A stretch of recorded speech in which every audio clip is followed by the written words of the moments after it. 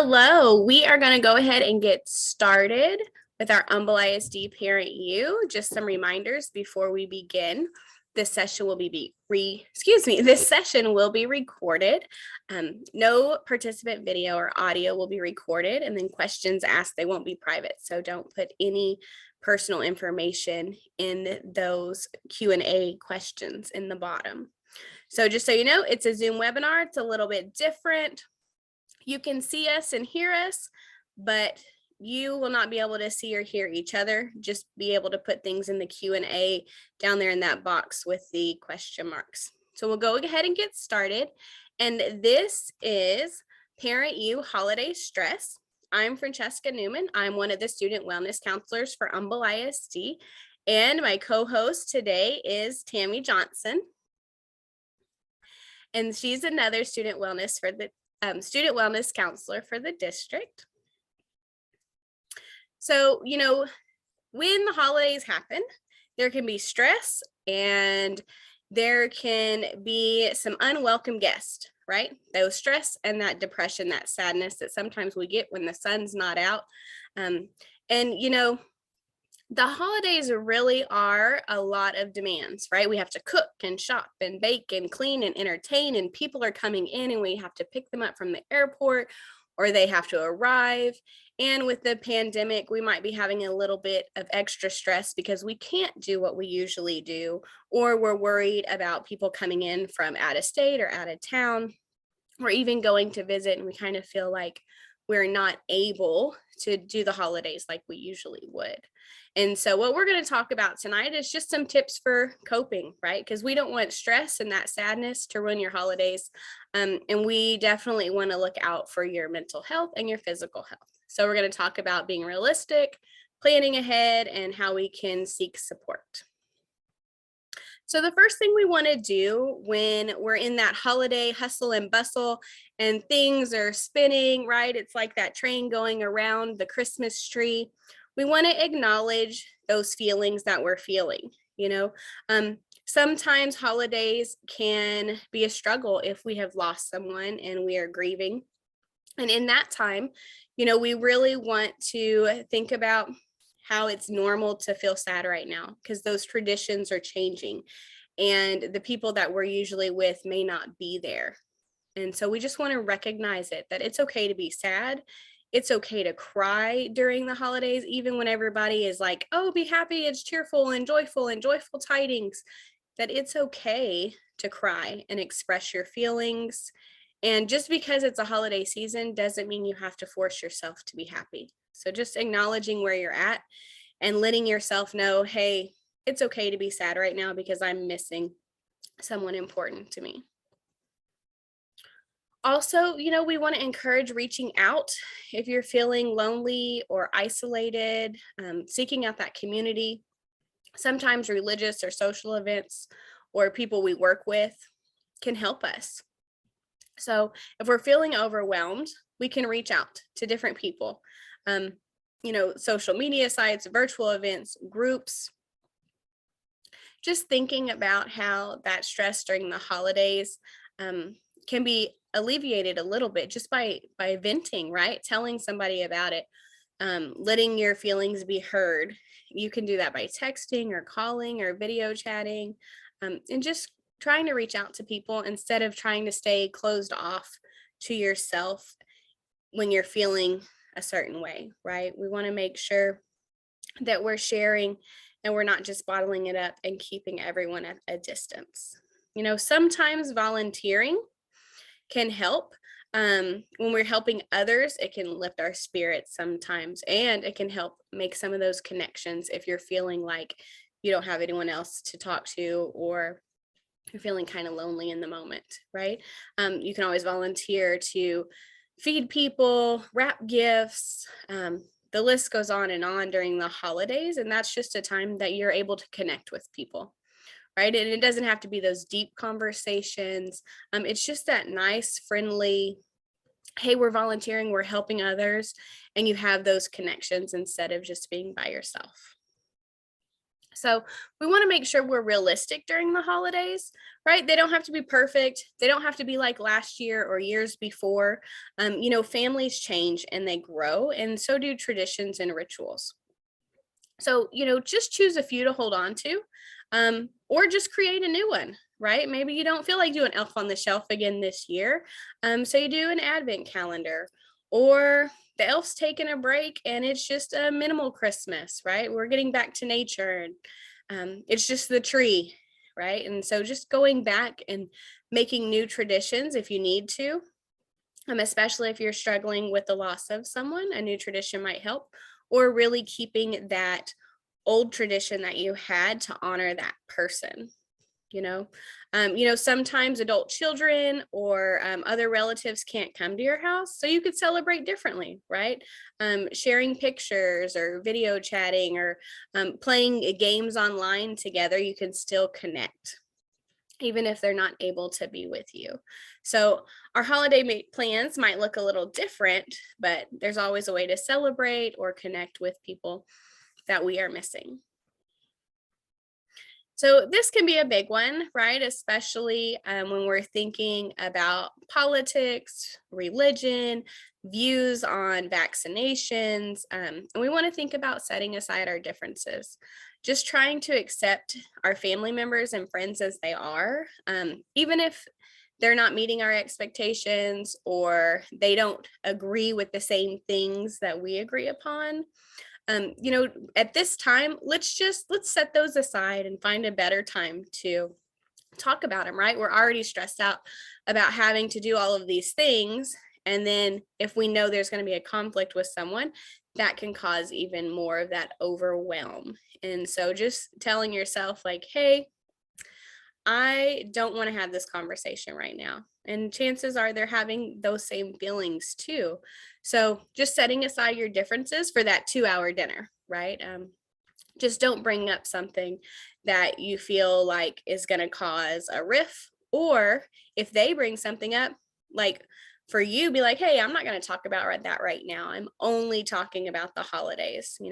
Or just no, right? No is a one-word answer that is acceptable. Another holiday stressor can be those gifts, right? If you are celebrating a holiday that is a gift giving holiday, we want to try to stick to a budget, right? Before you do that gift and food shopping, think about how much money you want to spend and really try to stick with it, right? We're not trying to buy happiness. We are just working on that giving season, right? That's part of the whole Santa Claus myth. Santa may not be a real person, but it's the spirit of giving that is Santa, right? So just kind of thinking about that and thinking about different alternatives to gift giving. Maybe you're donating it to charity or you're making something at home. When we were in quarantine for a while, it was 18 months ago, but maybe you found a hobby that you really enjoyed and you're still doing it. Painting, crocheting, building squirrel picnic tables, right? Whatever you were doing to kind of find a hobby, maybe that's something that you would want to give as a gift. Maybe you just do a gift exchange, right? You pull numbers and whoever gets your number, that's the only gift you give. And other times, gifts can just be time or service, right? It doesn't have to be something tangible. Think about the people you want to give to and gift, and then think about how they feel loved and how you like to show your love. Maybe you have a child that really would appreciate if you clean their room for them, right? Or if you did their laundry.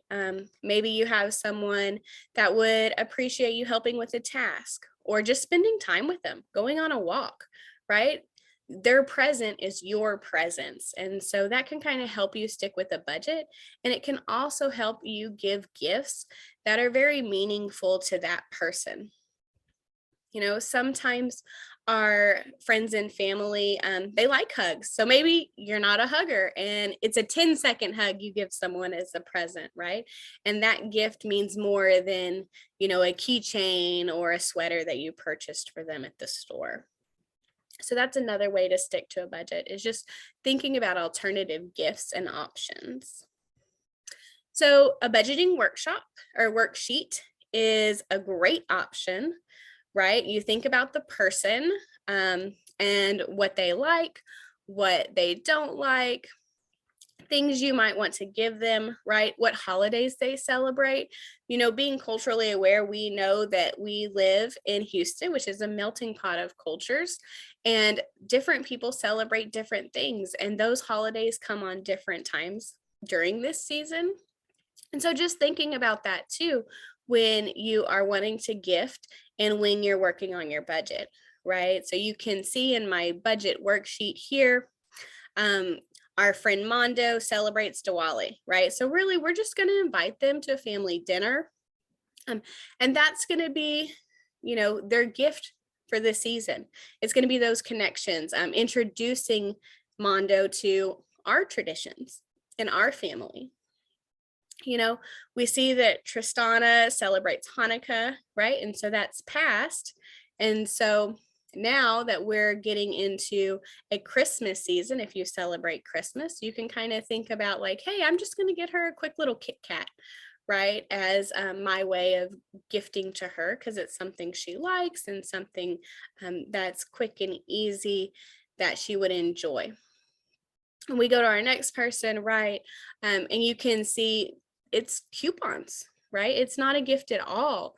We're going to help with homework. We're going to tidy a desk. We're going to write coupons for, I'll rake the leaves for you, or I'll make your bed one day. And just thinking about different alternatives, those non-tangible items are great gifts and can help us stick to a budget. And then also experiences are another good option, right? If you know that you want to go see the Rockets play at New Year's, maybe you give Rockets tickets for Christmas. If you know that you are going to buy tickets to the water park for the summer when the kids are off of school, maybe you buy those now or make a little coupon book and say, hey, we're going to the water park in August. That way the kids know that's what's coming up, and that's also their gift, right? So it's a win-win. Maybe it's just different things based on their interest or their likes, what they do at work, right? And you can always find different deals online, but just sticking to that budget will really help, because then we're not stressed about how we're going to pay this come, January 7th when the bills due.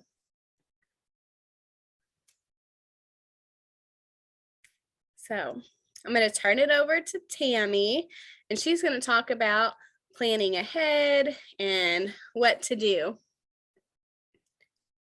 Okay, so one of the most important and valuable things you can do for yourself is to plan ahead. One way to do this is to designate specific days to do all of the things on your to-do list. So it could be shopping, whether it's in person or online. It's helpful to have a list of things that you want to buy, or at least have a list of the people that you're planning to buy for. You can also plan ahead for socializing with friends and family. Maybe you want to schedule a day to go ice skating, like in the Galleria or the Woodlands, or a night to drive around and look at holiday lights and decorations.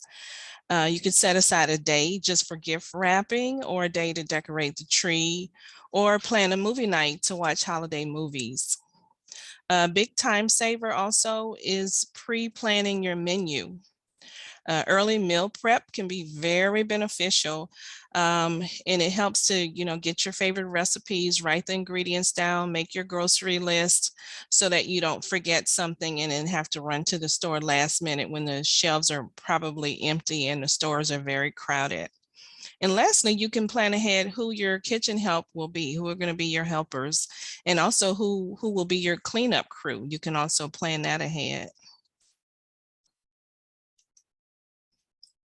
This is an example of some organizational tools that you can use.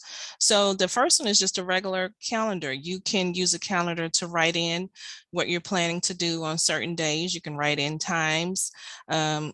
Most people have calendars on their phones these days, but if you have a calendar on the wall that everybody can see, or on the refrigerator, everybody knows what the plans are for the upcoming days and weeks. You can just list and prioritize important things that you're planning to do. And then there's a traditional to-do list, and you just check off what you've done. And that usually gives you a sense of accomplishment when you get to check off those boxes. And you can also put an update list, so when plans change, everyone will be aware that there's been changes. Something that is very hard for some of us to do, myself included, is to say no. Your friends, family, colleagues will understand that you can't be everywhere and do everything. And if they don't understand, this is a good opportunity to gently help them learn that it's unhealthy for you to repeatedly overextend yourself. And what ends up happening when you say yes, when inside you're really feeling like, I don't want to do this, I don't want to participate in this activity. When you say yes, you can start to get resentful towards the person that you're saying yes to. And it can also leave you feeling overwhelmed and stressed out. And sometimes saying no is unavoidable if it's a work situation and your boss asks you to do something and you kind of feel, like you should probably go ahead and do that. It may be good for your career or whatever. Try to take something else off your plate and do what you're asked to do, and then try to add that back in later when things aren't so stressed.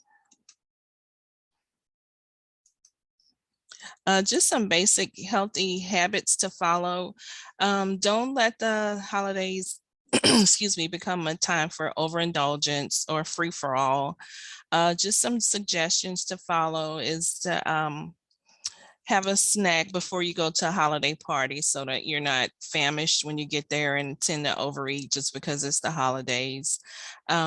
Eat healthy meals, get lots of rest and exercise. Maybe try some meditation type activities such as deep breathing or yoga. Avoid excessive alcohol use and tobacco use. And then just be aware of how all the information overload can cause undue stress. So limit the time that you spend watching TV or watching the news or scrolling social media, and just getting FOMO and worried about what everybody else is doing or what they're buying or what their plans are. So kind of limit those kinds of things. Also, just take some time to slow down and make some time for yourself. Find an activity you enjoy. Take some time to be alone. I know there's a lot of hustle and bustle. You have family members visiting, friends coming over. Find some time, even if it's just 15 minutes without distraction, to find something that you enjoy doing that helps to center you and calm you down. Find things that reduce your stress, whatever works for you. Slow your breathing and just try to calm yourself. Some people like taking walks. For some people, it's bubble baths, massages, listening to relaxing music.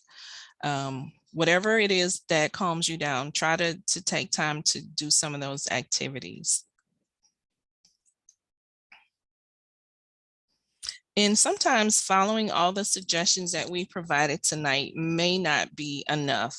And despite your best efforts, you may find yourself feeling persistently sad and anxious. And some of that anxiety might be related to finances or other personal demands.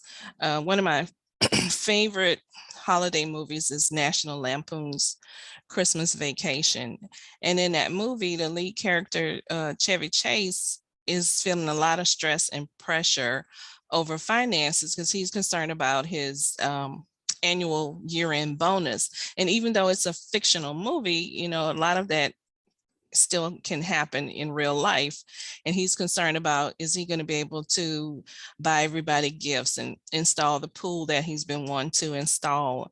And then the other added stresses with all his extended family under one roof. And even if the Christmas lights don't light up, like all of those things piled on top of each other can cause a lot of undue stress. So sometimes just doing the things that you typically do to calm yourself down is not enough. There may also be physical problems that you're having to deal with. And like Fran mentioned earlier, you may be still grieving the loss of a loved one and it's your first holiday, or maybe it's been years ago and it's still really sad for you. There may be sleeplessness, irritability, hopelessness, or just unable to just face your routine chores. Sometimes you need additional help. And if these feelings are persistent, you may need to talk to your doctor or a mental health professional. And there are some resources and agencies listed here. The Crisis Counseling Line, Harris Center for Mental Health, Disaster Distress Hotline, a Domestic Violence Line, LGBTQIA line, a Trans Lifeline, a Sexual Assault Line, and a Suicide Prevention Hotline. And there's also a mental health screening website that you can visit.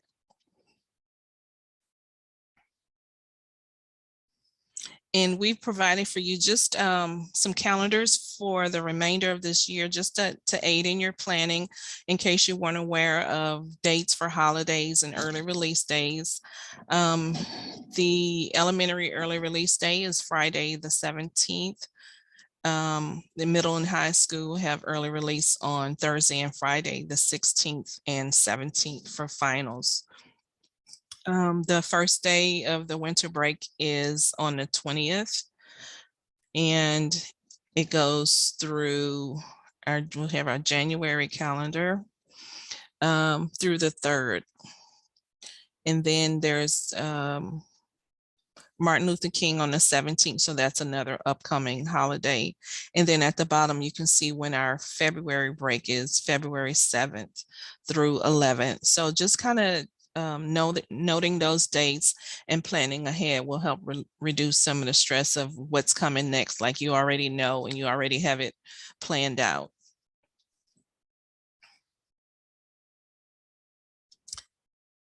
And thank you guys for attending. Fran, you want to wrap it up, please? Yeah. Thank y'all so much. We hope that this quick little, how to cope with holidays helps. Just thinking about budgeting and pre-planning and making those new traditions or honoring old traditions, right? That way it doesn't feel like it's too overwhelming if we're not able to do something or we're not able to buy something, right? Just reminding ourselves like it's okay. And like Tammy was saying, it's okay to say no, right? Sometimes we're our own biggest hurdle, right? In what's happening. And so those reminders to ourselves, even if it's a sticky, like when you're doing the organization, that important note is, stick to my time or stick to my dates, stick to my budget. Those little reminders can kind of help us remember that it's okay. And we're all going through all of these things all at the same time. And so everybody's stressed. And so giving a little bit of grace and compassion, not only to others, but also to yourself. And so we hope that you have a wonderful holiday season. And if you need any more information about counseling and behavioral services, or you need resources to reach out to, our school counselors are there, the wellness counselors are there, and we are here to provide you with resources if you feel like you just need that extra little bit of support. So we hope you have a wonderful holiday, and we appreciate you attending our webinar.